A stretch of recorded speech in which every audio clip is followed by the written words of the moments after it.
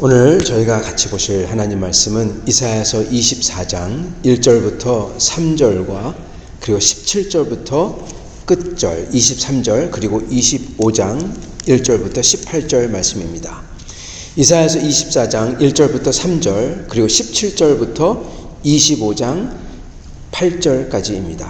제가 받들어 읽도록 하겠습니다. 보라, 여호와께서 땅을 공허하게 하시며 황폐하게 하시며 지면을 뒤집어 엎으시고 그 주민을 흩으시리니 백성과 제사장이 같을 것이며 종과 상전이 같을 것이며 여종과 여주인이 같을 것이며 사는 자와 파는 자가 같을 것이며 빌려주는 자와 빌리는 자가 같을 것이며 이자를 받는 자와 이자를 내는 자가 같을 것이라. 땅이 온전히 공허하게 되고 온전히 황무하게 되리라. 여호와께서 이 말씀을 하셨느니라. 17절입니다. 땅의 주민아, 두려움과 함정과 올무가 내게 이르렀나니 두려운 소리로 말미암아 도망하는 자는 함정에 빠지겠고 함정 속에서 올라오는 자는 올무에 걸리리니 이는 위에 있는 문이 열리고 땅의 기초가 진동함이라. 땅이 깨지고 깨지며 땅이 갈라지고 갈라지며 땅이 흔들리고 흔들리며 땅이 취한 자같이 비틀비틀하며 원두막같이 흔들리며 그 위에 죄악이 중함으로 떨어져서 다시는 일어나지 못하리라. 그 날에 여호와께서 높은 데에서 높은 군대를 벌하시며 땅에서 땅의 왕들을 벌하시리니 그들이 죄수가 깊은 옥에 모임같이 모이게 되고 옥에 갇혔다가 여러 날 후에 형벌을 받을 것이라. 그때 달이 수치를 당하고 해가 부끄러워하리니 이는 만군의 여호와께서 시온산과 예루살렘에서 왕이 되시고 그 장로들 앞에서 영광을 나타내실 것임이라. 여호와여, 주는 나의 하나님이시라. 내가 주를 높이고 주의 이름을 찬송하오리니 주는 기사를 옛적에 정하신 뜻대로 성실함과 진실함으로 행하셨음이라. 주께서 성읍을 돌무더기로 만드시며 견고한 성읍을 황폐하게 하시며 외인의 궁성을 성읍이 되지 못하게 하사 영원히 건설되지 못하게 하셨으므로 강한 민족이 주를 영화롭게 하며 포악한 나라들이 성읍이 주를 경외하리이다. 주는 포악자의 기세가 성벽을 치는 폭풍과 같을 때 빈궁한 자의 요새시며 환난당한 자의 가난한 자의 요새시며 폭풍 중에 피난처시며 폭양을 피하는 그늘이 되셨사오니 마른 땅에 폭양을 재암같이 주께서 이방인의 소란을 그치게 하시며 폭양을 구름으로 가림같이 포악한 자의 노래를 낮추시리이다.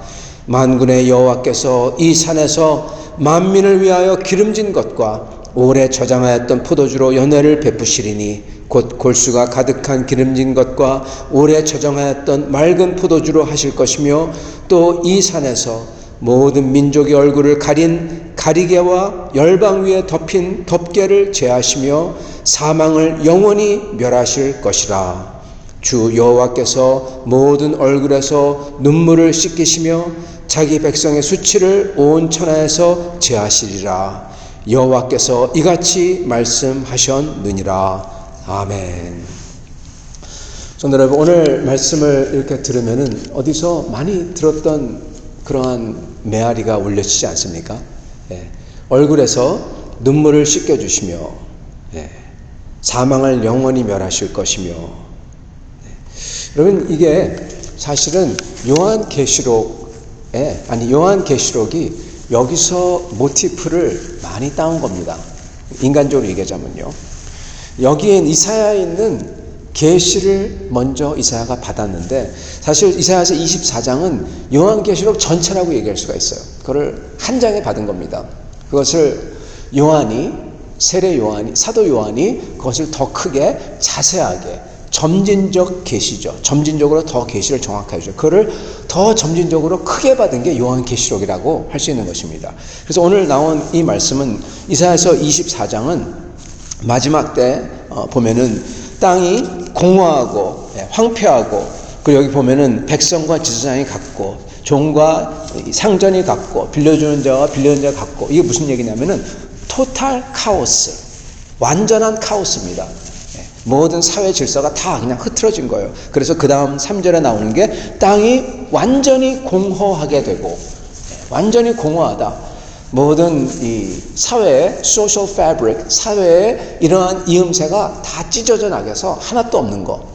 그리고 완전히 공허하고 완전히 카오스가 된다. 그러시면서 여기에 보면은 땅이 슬퍼하고 쇠잔하고 그리고 주민 안에 더럽게 되었기 때문에 그분이 율법을 깨트려서 하나님의 율법, 이거는 꼭 이스라엘에게 준 율법이 뿐만 아니라 하나님께서 일반 계시로, 특별 계시와 일반 계시가 있죠. 창조 때 만들었던 모든 인간에게 주신 일반 계시가 있고, 그리고 구원에 이르도록 주신 특별 계시가 있습니다.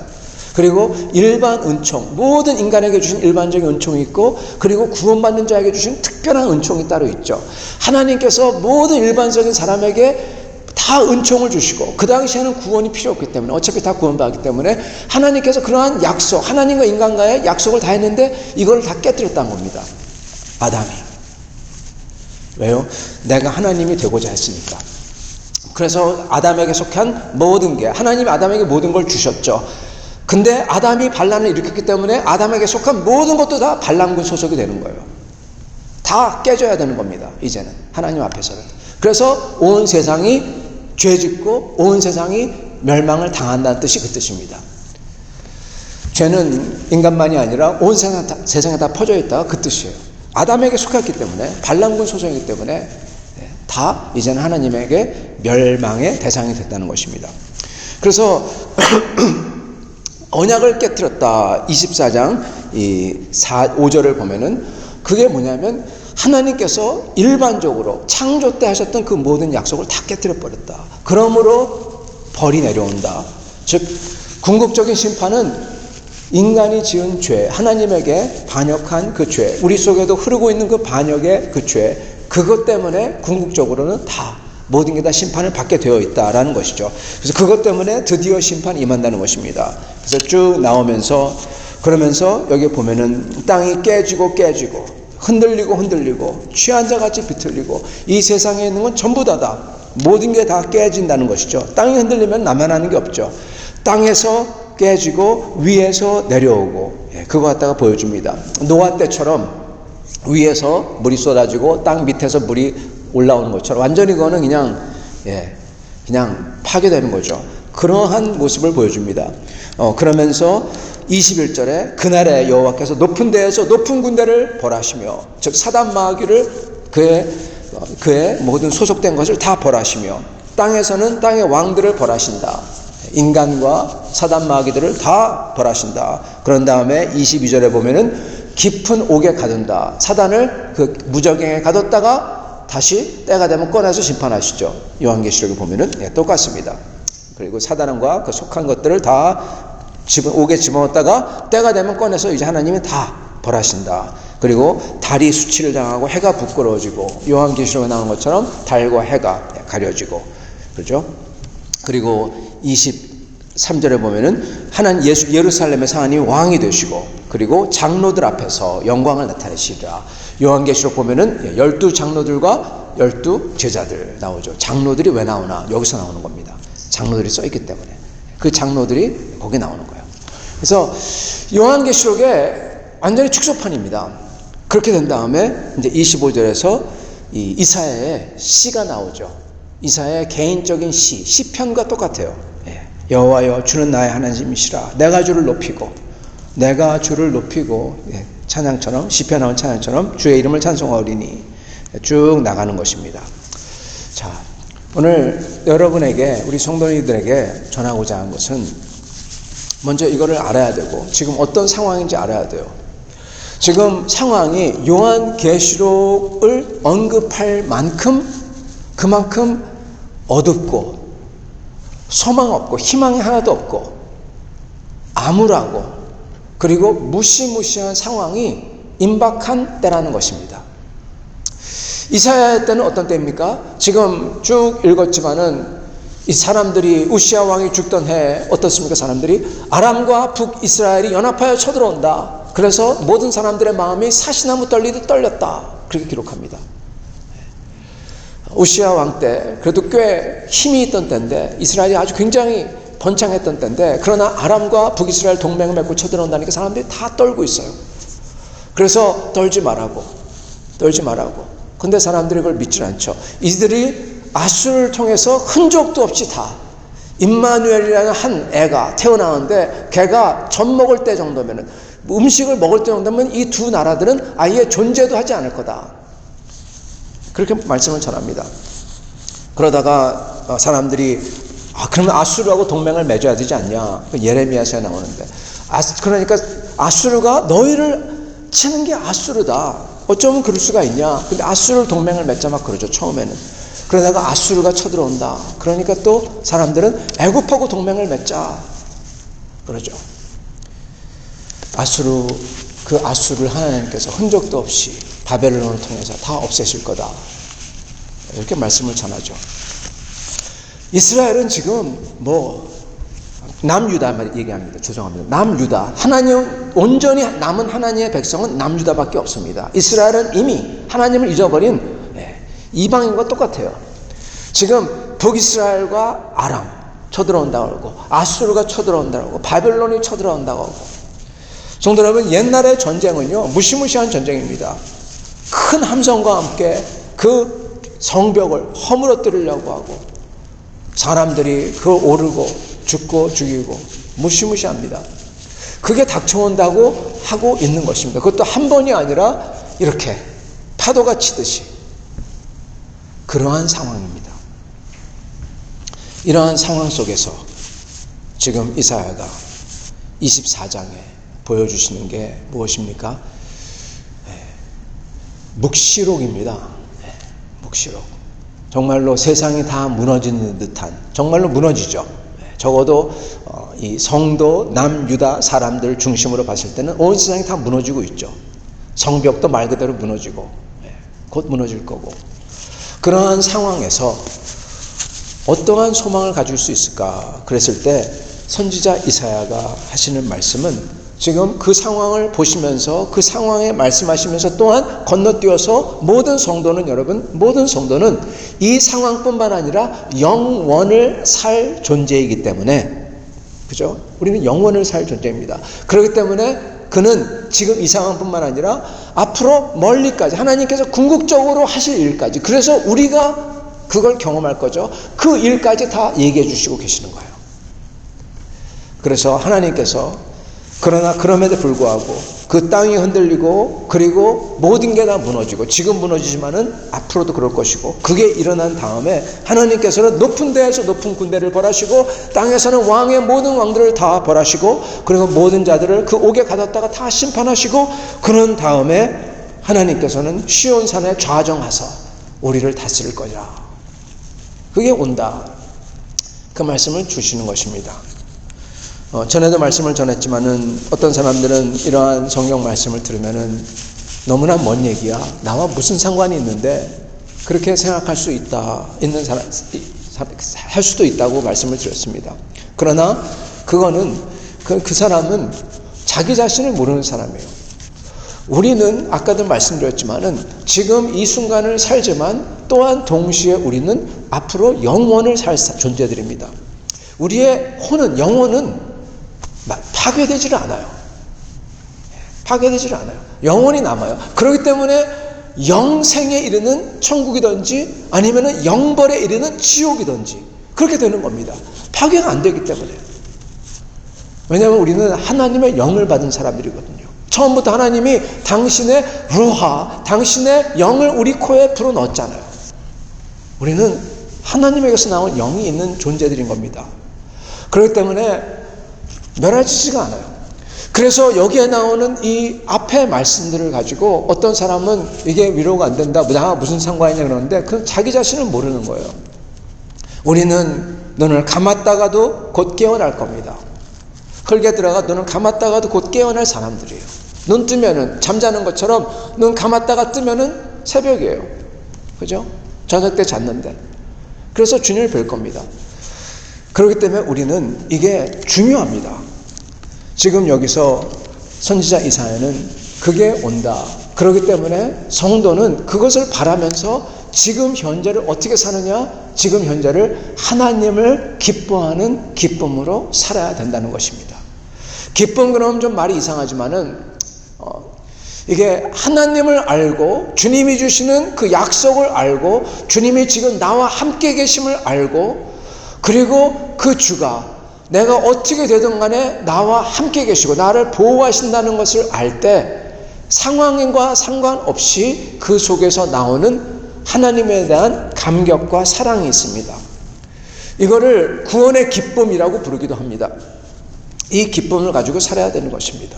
그게 성도의 온전한 모습인 것입니다. 그렇기 때문에 그렇게 로마에서 박해를 냈을 때, 그래서 모든 교회들이 다 지하로 숨어들었을 때 그들은 거기서 절망하지 아니하고 찬송하면서, 여러분 찬양, 기쁨의 찬양이잖아요.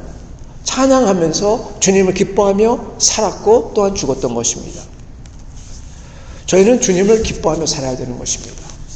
그래서 그 상황 속에서 선지자 이사야가 그 상황을 얘기한 다음에 전한 다음에 대뜸 이제 자기의 고백이에요. 뭐라고 합니까? 1절 25장 1절 여호와여 주는 나의 하나님이시요 내가 주를 높이고 주의 이름을 찬송하오리니.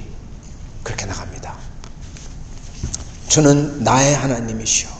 그것부터 고백해요. 주님이 나의 하나님, 그 모든 것을 하시는 주님께서 내 하나님, 나를 알고 내가 그분을 안다 그랬을 때 여기서 말할 수 없는 힘과 위로가 있다는 것입니다. 성도 여러분, 만약에 이런 상상을 해보십시오. 우리가 적군의 가운데 떨어져 있어요. 군인인데. 근데 우리 아군이 와서 막 폭격을 해요. 적군이 와서 폭격할 때는 두렵죠. 물론 아군이 와서 폭격해도 두렵습니다. 그런데 아군이 와서 폭격을 하면은 두렵지만 어떻습니까? 기분이 좋아요. 왜 좋습니까? 예, 소망이 있거든요. 뭔가 되고 있거든요.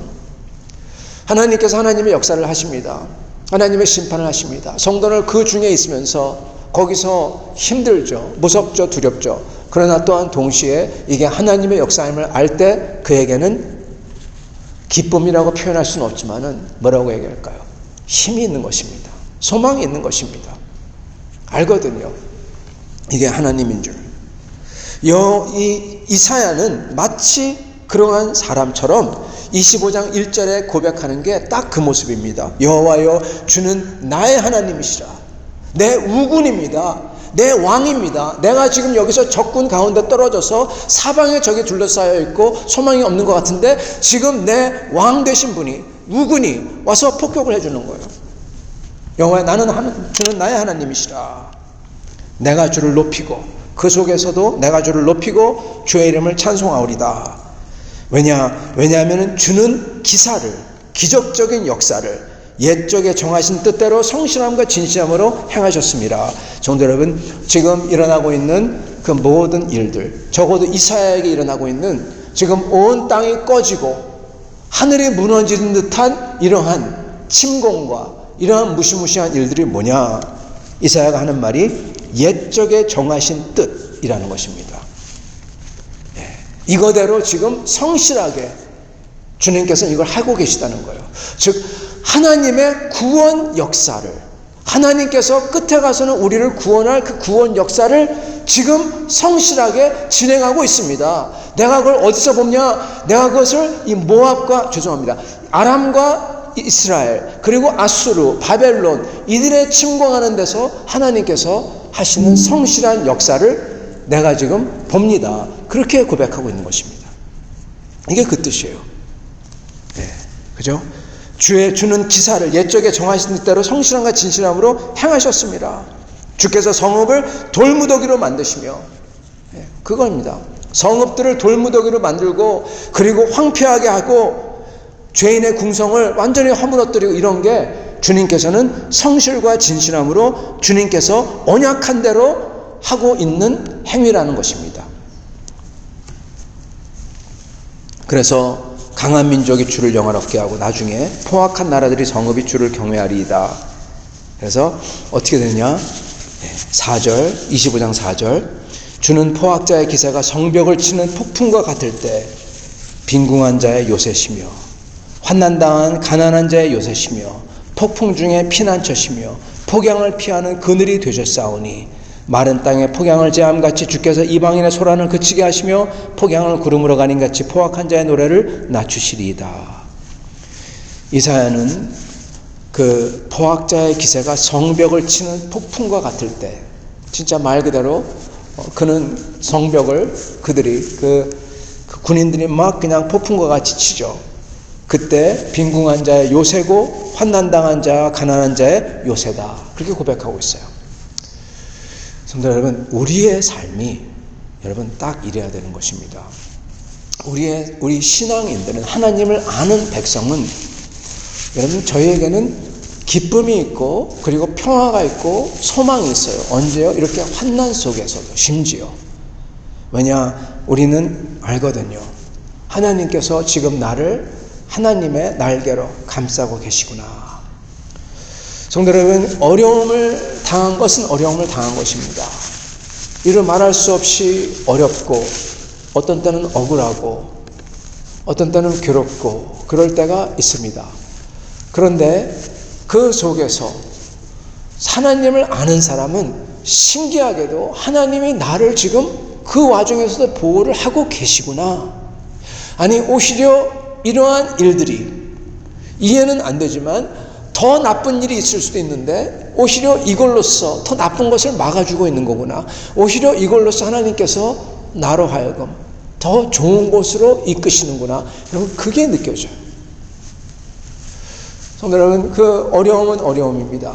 그러나 그 속에서 하나님께서 나와 같이 계시고 나를 보호하심을 안다는 것이, 그게 내가 당하는 어려움이나 고통이나 육체적인 아픔이나 이것보다 더 귀한 것이라는 것입니다. 거기에 진짜 우리의 영원한 기쁨이 있어요. 선지자 이사야는 그거를 고백하고 있습니다. 그거를 고백하면서 그가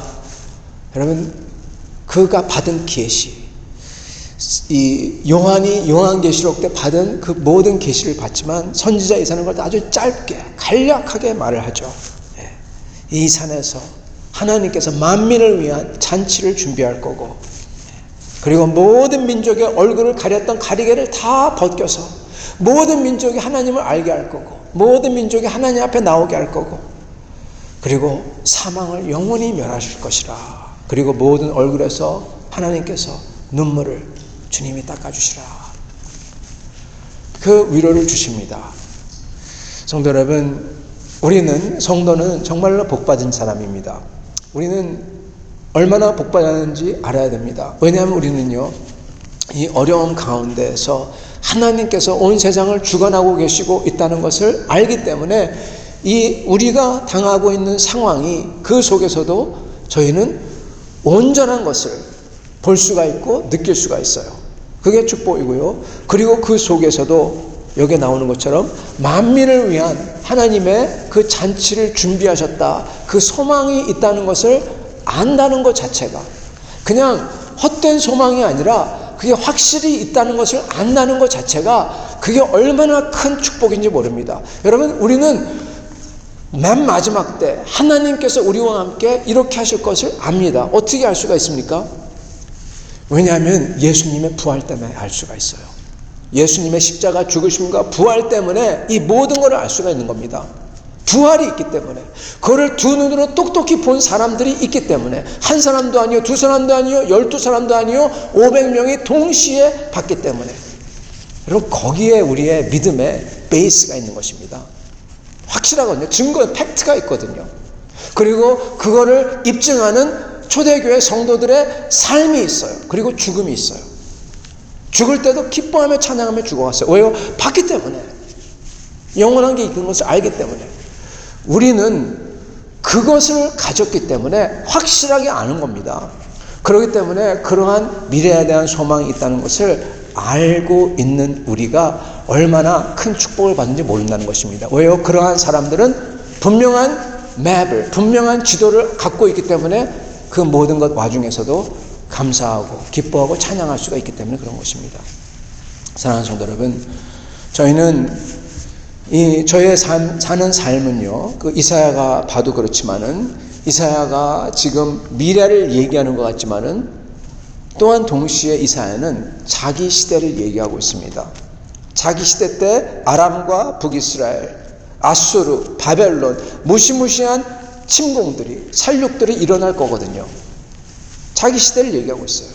그러면서 동시에 미래를 얘기하고 있습니다. 여러분, 우리도 마찬가지입니다. 이게 먼 미래를 얘기하는 것 같지만은 이게 또한 지금 나의 삶을 얘기하고 있는 겁니다. 우리의 삶 속에서도 이러한 일들이 있잖아요. 여러분, 그 속에서 저희는 이사야처럼 제일 중요한 것, 여호와여 주는 나의 하나님이시라.